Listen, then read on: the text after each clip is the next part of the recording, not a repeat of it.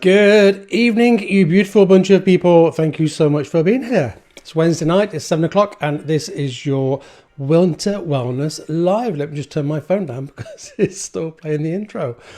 Evening, it's good to have you here. So for those of you who haven't been here before, this is our Winter Wellness little show on a Wednesday night at 7 o'clock. Me, Kevin Guthrie, and Newark and Show District Council together collaborated, nearly didn't get that word right, and we thought it would be good to do something that went out into the public to help people through the darker nights, in particular because of the year we've had, the year we're still having, and we just wanted to do something really positive. So this little show, I think it's like a massive hug on the internet. There's some great people in here. We share tips and we talk about how we can be better, healthier during winter. Okay, we just have 2 weeks to go. We've been running this since the beginning of October, and we just have 2 weeks to go. So I am really happy to be here again. Thank you for everybody that is tuning in. Hi Amanda, hi Hadra, hi Sue, hi Hannah, hi Helen. I saw you on at the beginning. And I believe my lovely sister is in the room as well. So, I was wondering, to begin with, how are you all? Hey?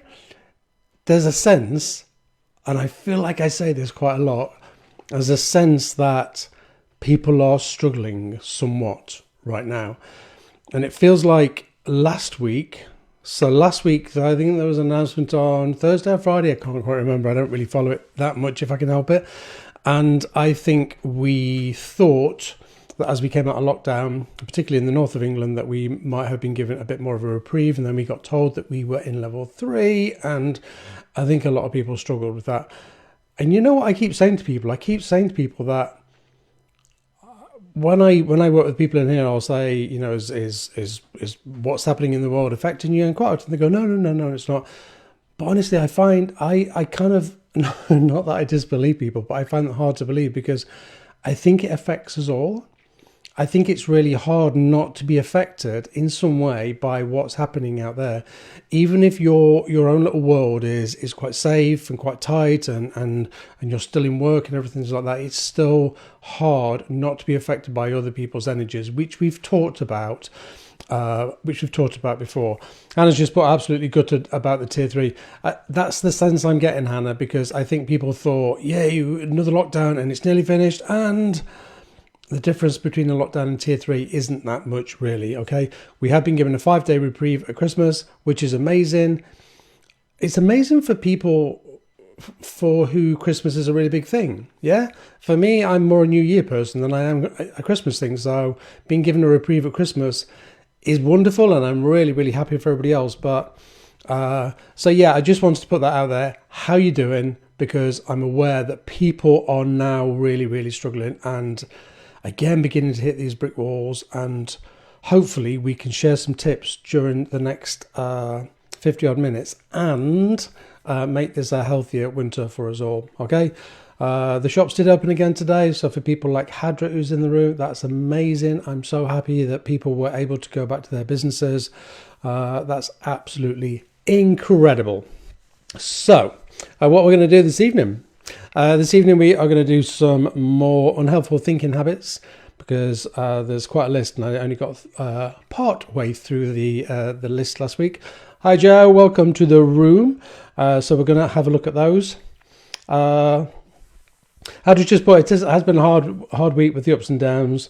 So I'm trying to concentrate on positive energy, doing what I like, create beautiful. I'm just going to go on that. I think I'm going to guess it's creation, beautiful things. If you haven't seen this, let me direct you somewhere. So Hadra is on Stodman Street, and she has the most beautiful little shop, which is just divine to look at. And in Hadra's window at the minute is the most beautiful white dress. I believe it has lights underneath it, and then it has wings, which Hadra has created out of paper. if you can't get in physically to see that, then go onto Facebook and look for Petit Versailles. It is the most divine little thing ever. It's just beautiful. Hadra, well done. That is incredible. What else we got? Oh dear. All sorts of things happening in the room this evening. Nicholas put, son's got breathing difficulties. And you know, this is the difficulty, is it's not just what's happening out there, it's people's individual lives.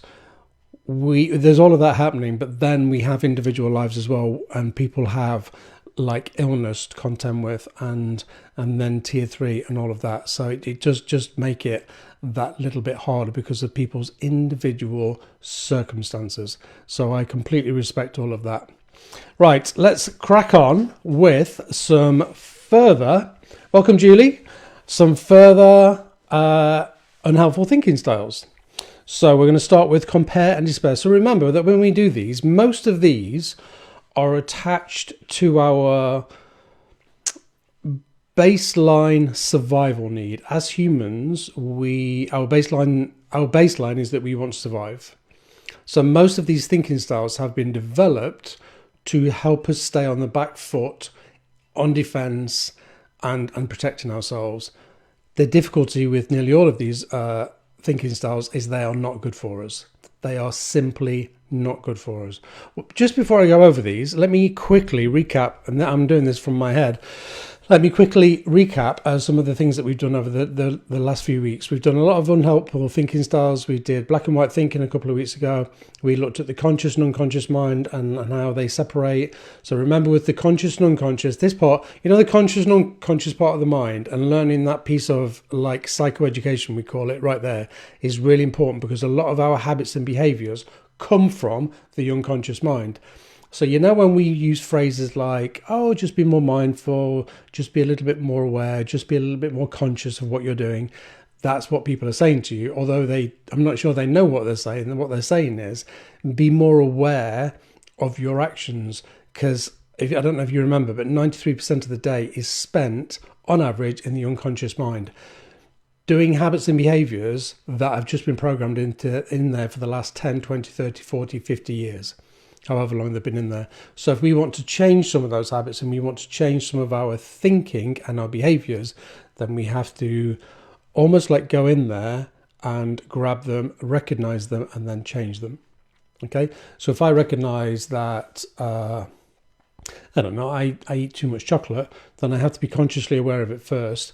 And then I have to work out why I'm eating too much chocolate. And then I can begin to change it a little bit. Okay, so that's conscious and unconscious mind. We did black and white thinking.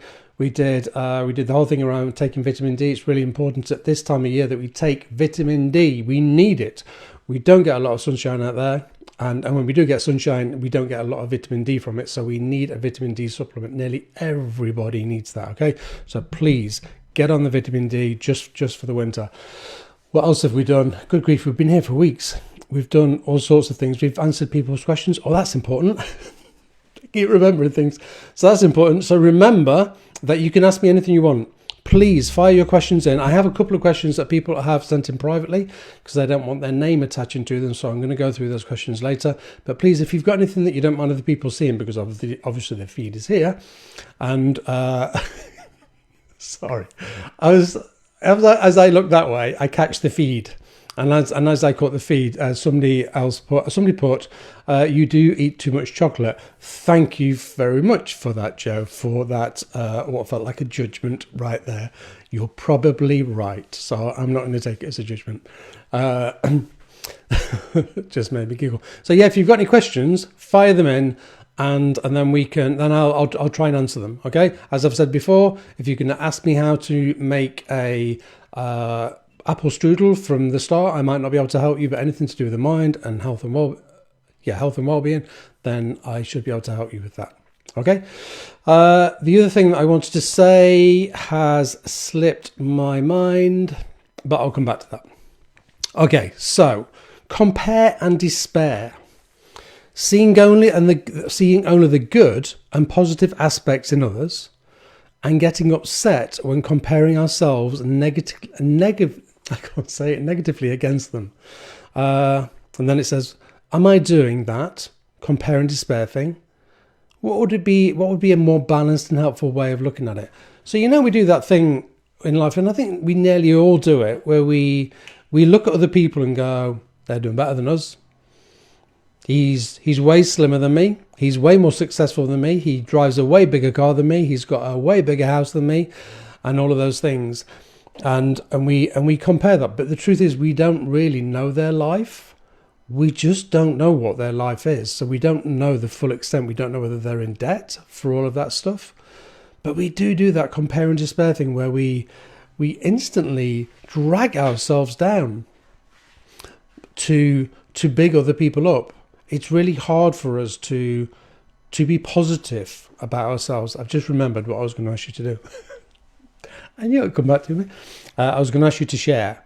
So on your screen somewhere, there should be a share button. If you press the share button, it means that more people are likely to tap into this show, and then more people are likely to get hold of these resources. So it's like passing out little love hearts across the internet. So please press the share button and pass it out to other people. You can share it to groups, or you can share it onto your feed, or you can share it to individuals that you want to invite into the room. I must learn to take a breath. So compare and despair. Who compares and who despairs? Who does that? I can put my hand up. I still, even at my age, all my education, all my learning, doing what I do every day in here, there's still times I will compare myself to other people and then be in a despair-like place because of that. Okay, we all do it. Is it healthy for us? No, it's not, because what it does is it drags us down. It just pulls us down, and it becomes really critical and just not a very nice place to be. And is that good for us to be so critical about ourselves? Just think for a second. I want you to think about some of the inner dialogue that you have in your mind that might be critical. Okay? You think about that, and I'm going to have a little slurp of tea. I'm going to turn my mic off so you don't hear me slurping.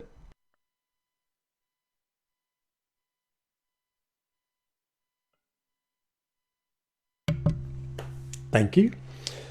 Did you get something? Chances are you did. Chances are, because nearly all of us have that inner critical voice. That inner critical voice that just, it kind of berates us inside. I sometimes imagine it as like a little person sitting here, and they go ying ying ying ying ying ying yak yak yak yak yak. Now let me ask you something. If you had a friend, the feed's full of chocolate at the minute. Can I just say, can we stop talking about chocolate, please? I don't eat too much chocolate. If you had a friend that was here all day long and was going, and you did this and you did that, you're not very good at that, are you? And what'd you do that for? Oh my goodness, I can't believe you just did that. That was really stupid, that was. You're really daft, you are. What did you say that for? Oh my God, you're really going to upset them now. You recognise all of that? What would you do if this was a friend sat here? Chances are you would look at that person and say, do one. Get out of my sphere, get out of my life, because you are no good for me. But interestingly, we allow that voice to take place inside our head every day. Every day, that inner critical voice, yak, yak, yak, yak, yak. Because I punch them, they get on my nerves. That's a really good point. It's a really good point. I'd rather we didn't punch them, but it's a really good point. They would definitely get on your nerves, but we definitely allow that to happen inside our own heads.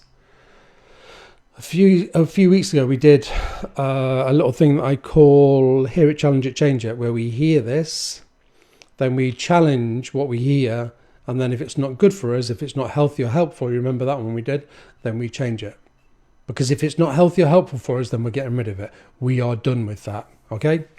So that is compare and despair. What else have we got? Mental filter. So when we notice only what the filter allows us or wants us to notice, and we dismiss anything that doesn't fit, like looking through dark blinkers or gloomy specks, or only catching the negative stuff in our kitchen strainers, whilst anything else more positive or realistic is dismissed.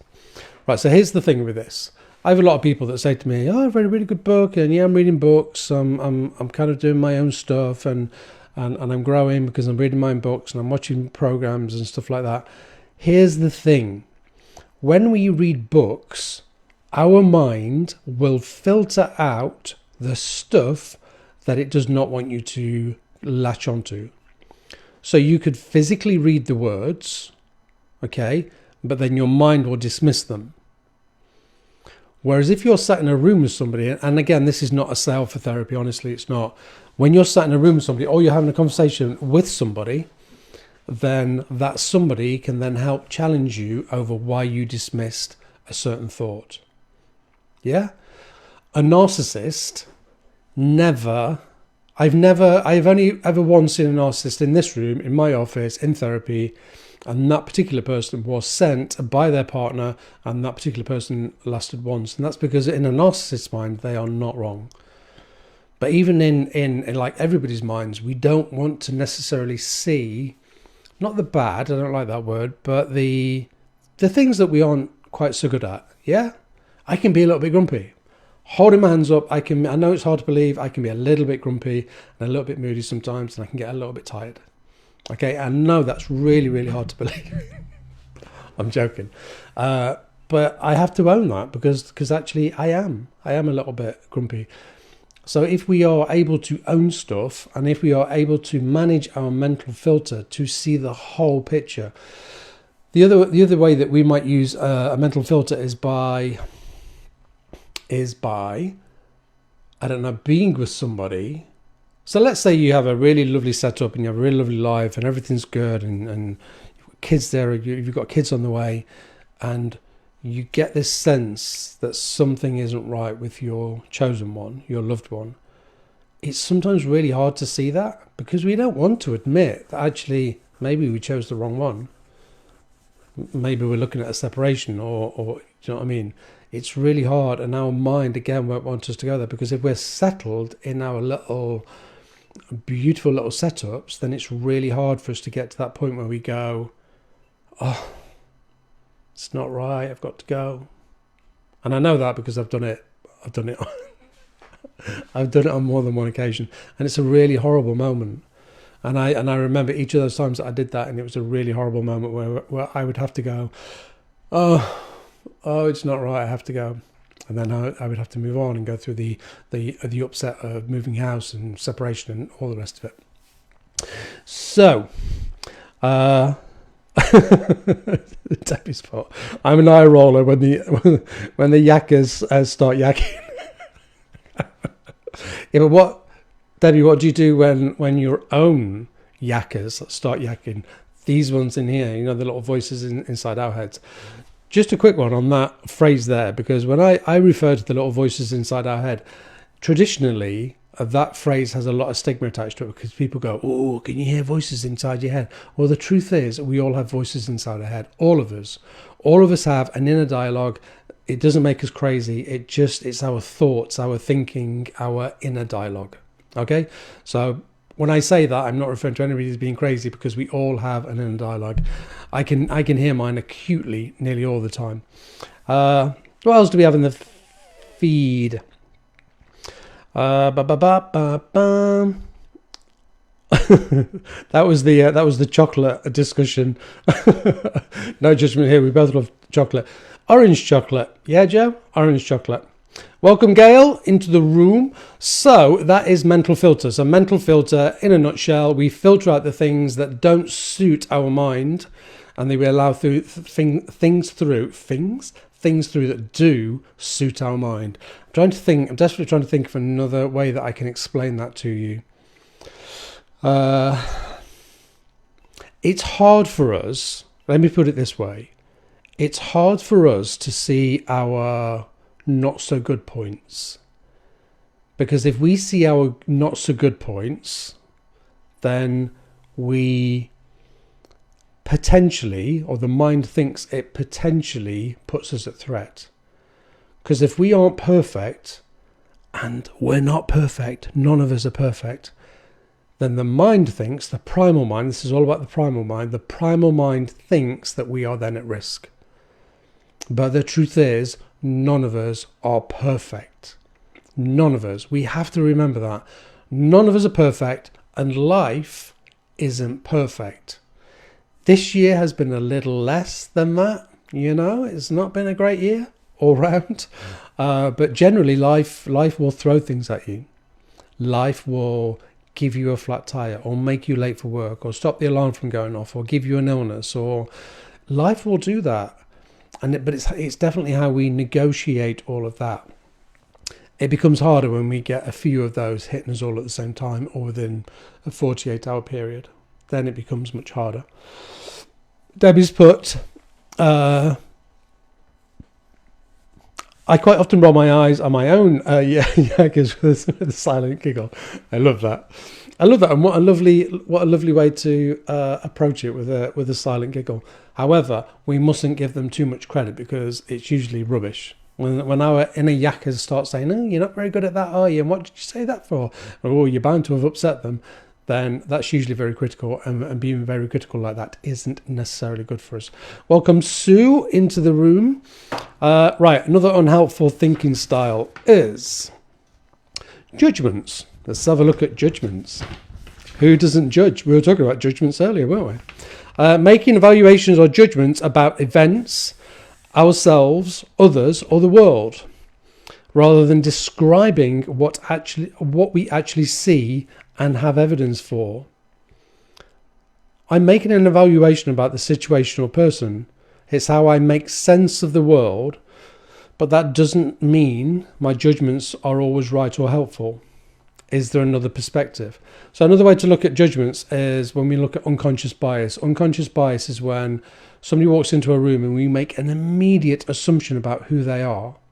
And we all do that all the time, whether we like to think we do or we don't. We all make immediate assumptions when somebody walks through the door, and we catch them. We look at their hair, we look at their face, we look at their clothing, their size, their height, glasses, no glasses. The mind will look and scan. So clever. It'll scan like a million pieces of information and filter it all through. But then it's filtered through in terms of our own safety. And we make judgments because it allows us to feel safe again. So if I see somebody and I make a judgment of, I know what their sexuality is, I know what their gender is, I know because of how they're dressed, what I might be able to expect from them. Do you know what I mean?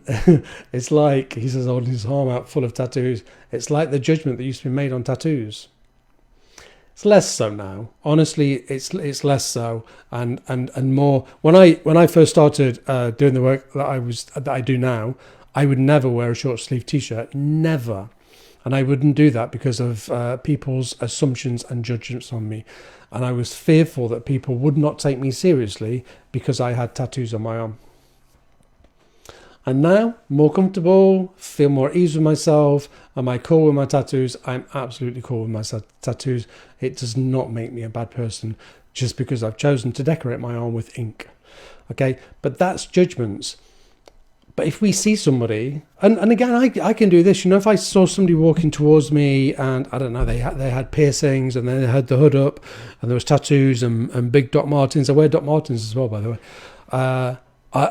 My primal mind might kind of go, oh, just be a little bit careful, don't look at them, keep your head down, don't make eye contact, because it would just want me to keep safe. But it's not entirely healthy or helpful to be like that. Yeah, it's like somebody walking into a job interview, and we walk into a job interview and we have to look a certain way, and we have to do things a certain way. It doesn't make us good people. Just because somebody's dressed in a really nice suit and they're dressed really smart does not necessarily mean that they are good people and the right people for the jobs.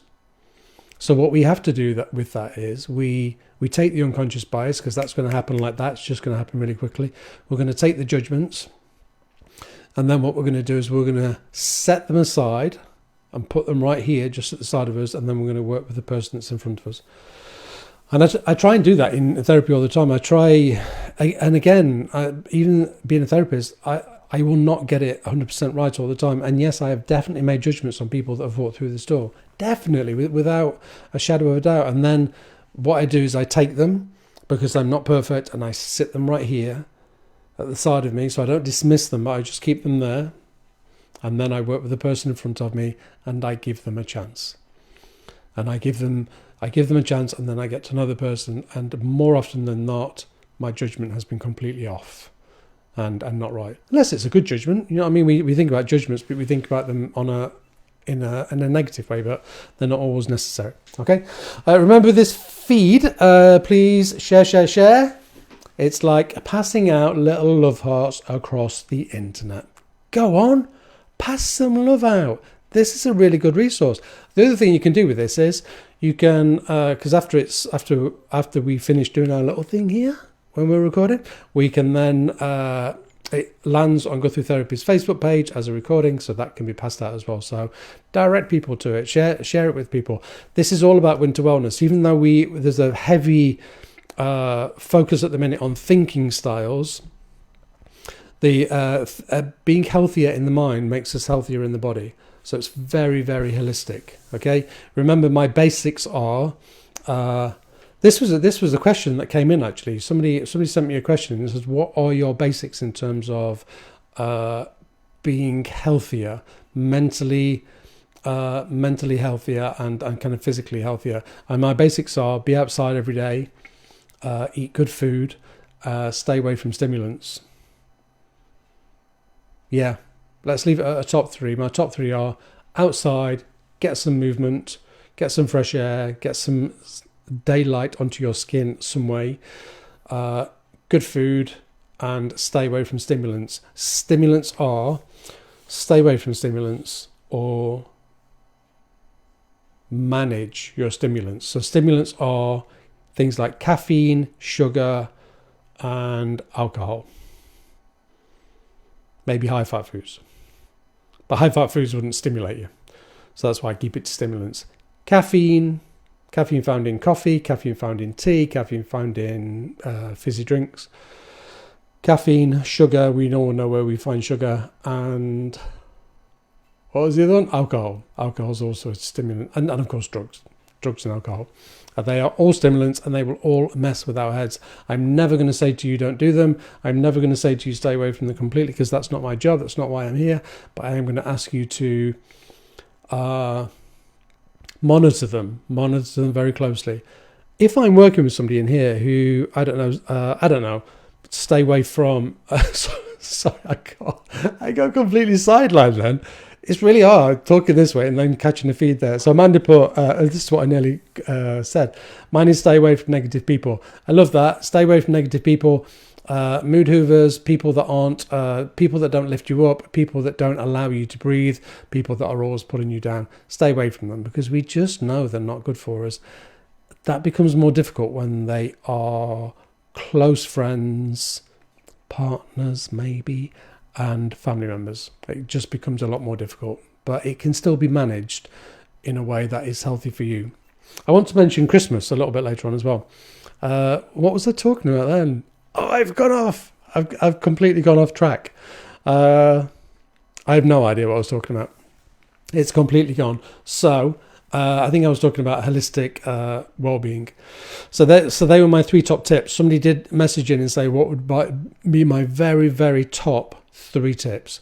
Stay away from stimulants, eat good, healthy food, and get outside every day for some sort of movement or some sort of walk. Okay, let me just grab a drink because my throat's going dry. 1 minute whilst I have a slurp. Somebody also messaged in and said, do you have a cold? Because that looks like lemon. It is lemon. It's lemon and honey tea. It's one of my favourite drinks. This is caffeine-free tea because it's after 1 o'clock in the day. And it's one of my favourite drinks. It's really nice on the throat. 1 minute.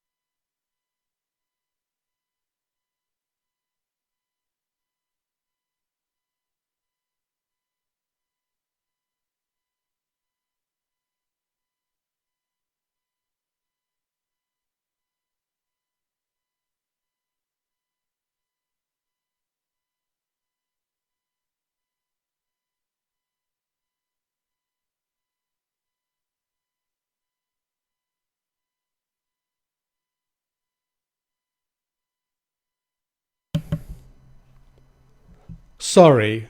I'm definitely back now. You can hear me now, yeah? So there's a little button on here and I keep pressing it wrong. So, what was I saying? Gail has messaged in that she stopped drinking caffeine and alcohol for almost 2 months and how much better she feels for it. Here's the thing about drinking alcohol and any other kind of stimulants, the caffeine, the sugar, the alcohol or the drugs. It's like an energy that goes into the mind. And once we get that energy in the mind gets really busy. And once the mind gets really busy, it's harder for us to work out what's happening there. And here I have a really lovely analogy that I used yesterday with a client. So, imagine a washing machine. Imagine you have a washing machine right in front of you and it's full of clothes. And somebody says to you, "What's in the washing machine?" And you go, "Not sure." And then you look at it and you're like, I can see a towel. I think there's something red in there. There's something, I don't know. That's a little bit like our mind when it's busy. When it's busy, when it's stressed, when it's anxious. It's like looking at a washing machine drum and trying to decipher what's in there. So, here's my question for you. If you wanted to know what was in the washing machine, what would you do? How would you begin to notice what was in the washing machine? Do you want to give you the answer or do you want to guess? No, I'm gonna leave you. I'm gonna leave you to guess. If you want to see what's in the washing machine drum, what would you do to be able to see the items? Washing machine's going like this. It's going really fast, a little bit like our minds.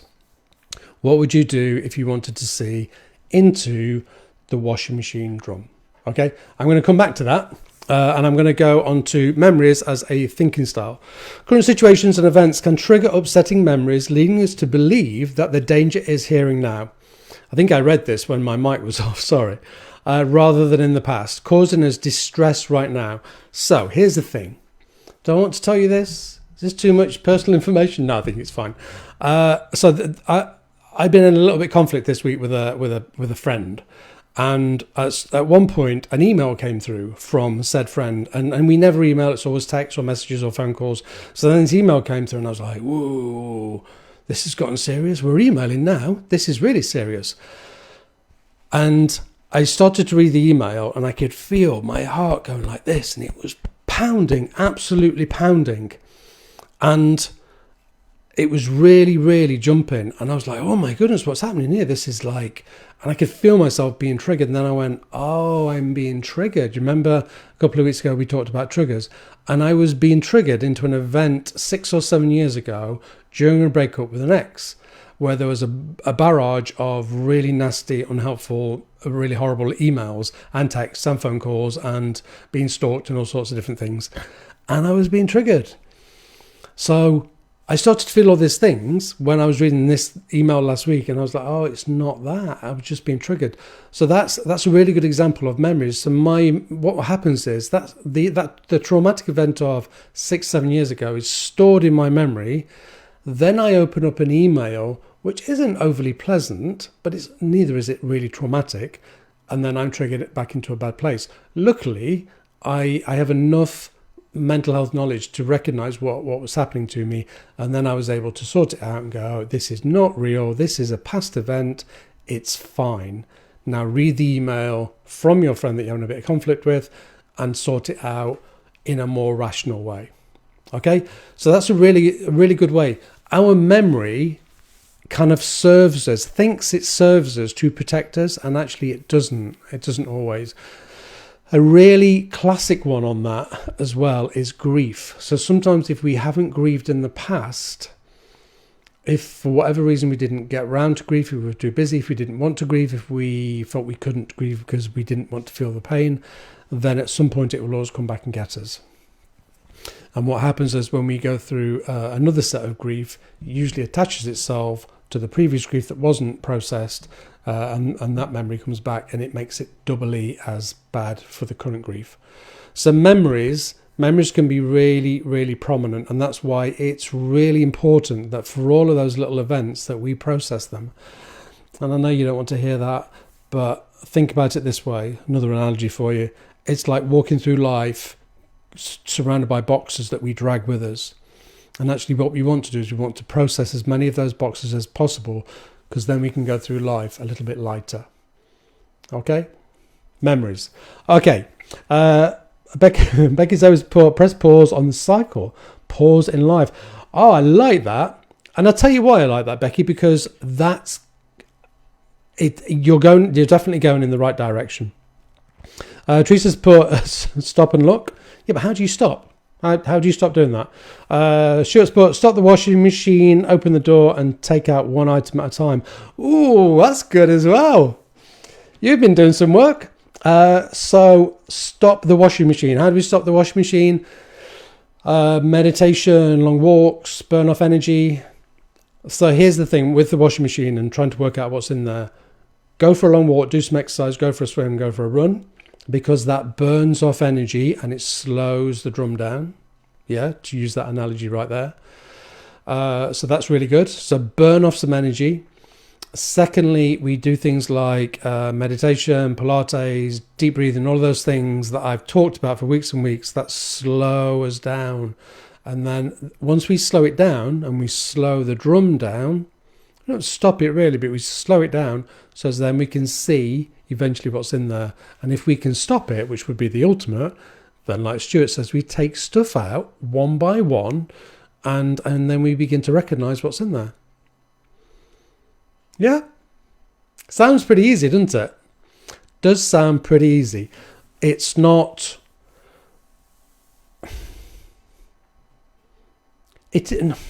No, it is. It is easier. See, I was arguing with myself in my head then. It is easy. The difficult part of it is that our mind will reject any kind of new behavior. So if I'm saying to you now, go and do some deep breathing, go and do some meditation, go and calm your mind, go for it, and that's not part of your normal routine, then your mind will try and prevent you from doing that. I've literally had conversations with clients sat right in front of me where we have been doing some deep breathing, and I have said to them, can I guess what your mind's saying to you right now? And they've said, yeah, if you think you're a mind reader. And I've said, I'm guessing your mind is trying to reject what I'm trying to say to you. And they go, yeah, exactly. Because if I'm working with somebody's mind, they will probably even see me as an enemy. It's like, what does he know? What does he know? He knows nothing. Almost like I'm going to try and reprogram your mind in a way that I can have control. Let's not talk conspiracy theories. Oh, good one, Hadra. This is a good room tonight. So Hadra's put, maybe we see what our unconscious mind wants us to see. Absolutely, definitely. I had a process of memories then that kind of made me feel a little bit sad because of some work that I'm doing with somebody. Our mind will only ever present to us things that it knows that we can deal with. So by that I mean, if there is unprocessed grief, if there is unprocessed trauma, if there is unprocessed anything that needs to be processed, then our mind will decide when that's passed back across, and then we can process it. So I've had people walk in here and say, something has come into my memory that I had no awareness of whatsoever. Literally no awareness of whatsoever. And you might think that that's absolutely fascinating because said person was, I don't know, mid to late 30s. How do we carry a memory, and it wasn't a very nice memory, let's just leave it there. How do we carry that memory without having any conscious awareness of it whatsoever? The mind decides when is a good time. And the mind of this person decided that actually they were going to pass this memory back to them to process. And actually that's what they did, because they came straight into here and went, this has happened, and then we processed it, and then they go on their merry way. So Hadri, you are dead right. our mind will only ever pass us stuff that it knows that we can deal with. The downside to that is, I've worked with people who have been doing really, really well, and they're killing it, and they're meditating, and they feel way better, and then all of a sudden, these things start coming back. But they come back because the mind decides that you're in a healthier place, so you have the resilience to manage it. So therefore, let's manage it and get rid of it and get it out of the system.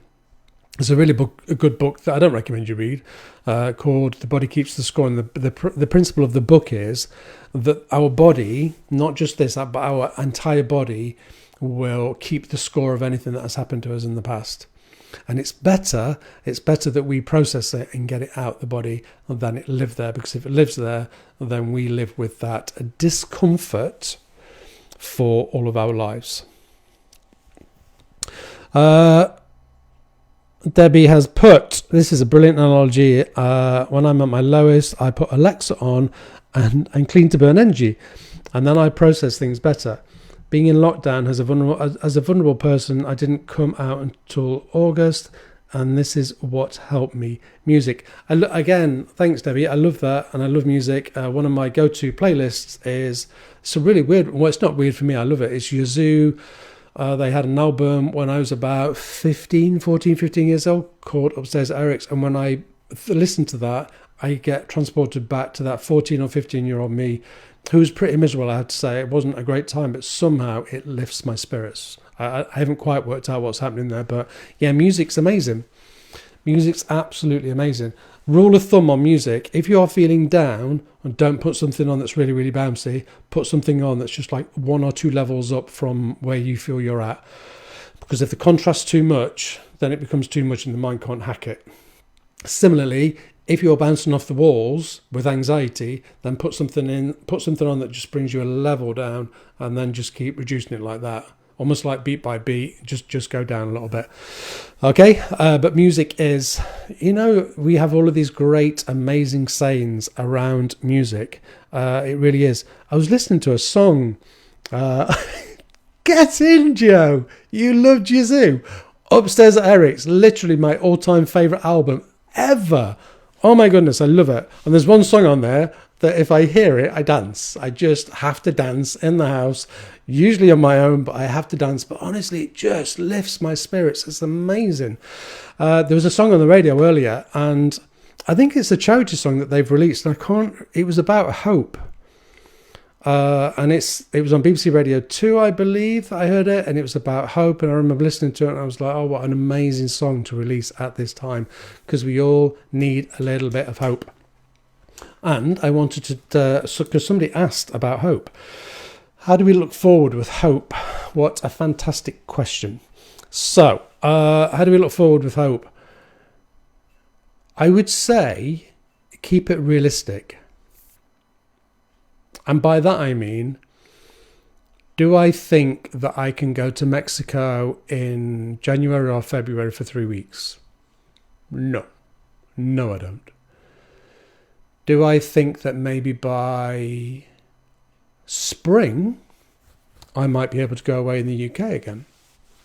I think maybe. That's not too big an expectation.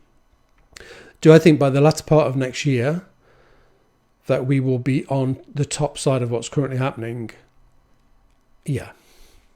Yeah, I do. And I know I'm sticking my neck out a little bit there, but I if nothing else, I think it'll be a lot better than it is now. So when we need a little bit of hope, then we look for little things just to give us that little bit of hope. Not too big. No, make your expectations too big, because that's when we get disappointed. For me, expectations usually lead to disappointment. So make it tangible, make it real, make it something that you can grasp hold of. Yeah, that's how we live, with a little bit of hope. The other thing that I wanted to quickly talk about tonight, because time is absolutely flying by, is Christmas. So here's what I think is happening at the minute. We have just come out of another lockdown. We are now in tier 3. It is really, really affecting people and bothering people, and people are just bothered by all that. And I think Christmas is, what are we now, 3 weeks away? Maybe 3 weeks away. And I think it might be 3 weeks on Friday. I get this sense that people are going, right, it's Christmas. We must make it really special and ultra special and amazing and fantastic. And I get this sense that people have then placed all of this extra pressure on themselves to make it an amazing Christmas. And what I want to say to you is stop. Please, please stop. What do we really need at Christmas? What is the... If I was to ask you now that you have one wish at Christmas, my guess is it might not be a massive turkey dinner or a pile of presents my guess is it probably wouldn't be that. So if you're in a household with 4 people, we kind of did this a few weeks ago and I've changed the parameters on it a little bit. If you're in a household with 4 people, ask the 4 people what the most important thing is at Christmas for them. And then see if you can coordinate that. My guess is that they will be simple. What we do is... Sorry, somebody's put something in the feed and you said the C word. Literally, thanks Joe. I read that and I was like, oh my goodness, I did not say the C word. Christmas. Okay. I think that's the C word that you're talking about and not the other C word that's knocking around at the minute. That has 2 versions of the C word. So please, when we come to Christmas, don't guess what you think other people need. Let's ask each other, what's more important to you? What's the most important element around Christmas or on Christmas Day for you? And ask it of them as well. You know, if you're 9 years old or 10 years old, chances are it's going to be a pile of presents. But we create these expectations that people want a massive dinner and people want a really a homemade Christmas pudding or a homemade Christmas cake because no, it's too much pressure and we've had a really awful year. It's been one of the toughest years for so many people in so many ways. Let's have a simpler, more authentic, gentler, but lovely Christmas, doing things that we really want to do. I think if I feel like I talk about myself a lot, if I got my one wish, it would be to walk on a beach at Christmas. That would be it. I don't need any gifts. I would like to walk on a beach at Christmas. In a perfect world, I would walk on the beach with my daughter and my husband. That's not going to happen because my daughter's working. But walking on a beach, Christmas. How simple is that? So ask those around you what is the most important element for you at Christmas this year. Let's take away some of that pressure, because that pressure, oh my goodness, it's immense, and then it messes with our heads. And you know the washing machine analogy that I went to earlier, it's all about that. Spinning like we have never spun before. But it feels like, because we've had such an awful year, that people are then going, so we've had a really awful year, so now what we need to do is we have to have an amazing Christmas. No, because it just places the pressure back on there. So please remove the pressure that you are placing on yourself and have a simpler Christmas. Teresa support family and everyone to be healthy. It's priceless. Love that. That's amazing. Hannah's put my family and friends to be COVID free. Jolie's put sounds perfect. Debbie's put my health to be able to enjoy next Christmas more. Look how simple that is. Let's do this one. Let's just let it happen, and then let's look forward to being healthy next year as well. We don't need loads of presents. We don't need massive turkey dinners. It's such a... Here's a thing that might not go down very well, a little bit controversial. But we invented all of this. We invented all of this massive pressure that we should eat a huge turkey that won't even go in the oven, that we should eat a Christmas pudding, that we should eat mince pies and Christmas cake and oh my goodness, we should eat until we are ready to burst. We invented all of that. And now I'm asking you, is that really healthy for us right now? Is all of that a healthy place for us to be? So, girls put fairy lights, a house full of them. One of my favourite things, again, to do at this time of year is so I live on a housing estate, and if you walk around this housing estate, it's full. It's absolutely full of people that have gone to loads and loads of effort. There's a little avenue kind of that way, and if you look down this avenue, nearly every house is completely decked out with loads of fairy lights. It's like sometimes when you walk around this estate, it's like a winter wonderland. It's amazing, absolutely amazing. To the point where I considered on the 20th of December, I think it was, the Sunday before Christmas, I was going to say I'm going to put I have like a tea urn. I was going to put a tea urn outside full of what's that winter drink called? Made out of wine and spices and mulled wine. I'm going to put an urn of mulled wine outside. Help yourself, bring your own cup, help yourself, walk around. Let's all walk around the estate and admire the lights and have a really nice socially distanced, and just admire each other's lights. Simple things like that. So that's a great one. That's a great one, Gail. Fairy lights. There was a conversation in this house just yesterday over how many lights we could have and whether we should or not. Alcohol, mulled wine. It is mulled wine. So yeah, it was just an idea. So let's keep things simple. Let's keep things really, really simple. David's foot. Now I want to walk on the beach. If just keep it simple and keep it away from all of the pressure that we place on ourselves. And if you are going to insist on placing that pressure on yourself, then ask yourself why. Who's it for? Is it for you, or is it for your family?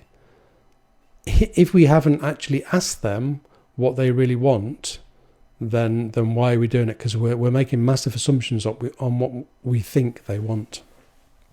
Okay, I just wanted to get that in there because it's something that's coming across quite a lot in therapy, that people are going, oh my goodness, and it's Christmas and I've got to do this, that, and the other. And I'm like, no, you don't. It's been a tough year. Let's just give ourselves a little bit of a break. Yeah, let's just be that little bit kinder to ourselves. And I don't mean kinder to ourselves by having an extra glass of wine necessarily. That's not necessarily being kind to ourselves. But let's just be kinder to ourselves, because we deserve that. We deserve a little bit of kindness. We deserve to be kind to this, firstly. Okay? That part's really, really important. Just checking the time to make sure I have got time for another question. Somebody put, how can I make getting up easier? Oh, it's such a dark part of the year, isn't it? So how can we make getting up easier? My first go-to place is set an intention. So maybe the night before, look at the day ahead of you and go, what's my intention for tomorrow? An intention is something that you want to achieve on let's say it's Monday, on Monday. And it could be that your intention is that you want to make 3 people smile. What a lovely intention is that? So set yourself an intention, but the intention isn't like, I'm going to climb a Kilimanjaro tomorrow. Make it a simple intention. And all of a sudden, when you wake up in the morning, you may then have more reason to get up because you've set yourself a little intention. Or your little intention might be you're going to walk 5,000 steps. Or your little intention is going to be that you're going to make your partner a cup of tea and take it to them in bed. Or that you're going to read 4 pages of your favourite book. Set yourself a little intention, then all of a sudden the day will have some reason. Intention and purpose. As humans, we need purpose. We need a reason to be. We need a reason to get up in the morning. So if you can't find that, then make one, make it happen, and work out what your intention for the day after is. Okay, that's how we get up. Yep, Joe Hill, I love that. It's been a tough year, but there's also been a lot of positives. Reflect on those. It has, I go back to this often. Gratitude is one of our biggest weapons against all of that that's happening. If we can stay grateful for the things that we have, and when I do gratitude for, like, can I have a cup of tea? Do I get a cup of tea? Yeah. Do I get a cup of tea with honey and lemon? Yes, I do. That's even more special for me. I don't ever want to take this for granted. It's the word. Never do I want to take this for granted, because that's not fair. It's not written anywhere that me, Kevin Guthrie, should be entitled to a cup of tea with lemon and honey in it. That is not written anywhere. But it's up to me to stay grateful for that. It's up to me to stay grateful for my health, for my life, for the work that I'm honoured to do every day, for having a roof over my head, for having a bed that I can get into, for having towels that I dry myself with, and for having hot water. Keep your gratitude lists really, really simple. They can be powerful, and they literally, when we do gratitude like that every day, then we start to reprogram our minds. Literally reprogram and rewire our minds.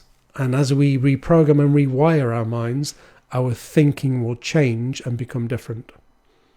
Okay? Gratitude is absolutely massive. Hadra's put, yes, gratitude, so important. I'm going to go in a minute. We just have 2 weeks left. 2 weeks. That's next Wednesday, and then the Wednesday after we finish on the 16th. I'm so sorry for my faux pas earlier with my with my volume. I thought I'd turned it back on, and I hadn't. So it was a 2-time faux pas, but I apologise for that. That's what you get for working with non-professionals. Thank you for being here. Thank you for all of your comments. As I've said many times, it sometimes feels like this is like a massive hug on the internet. I love your comments and your feedback.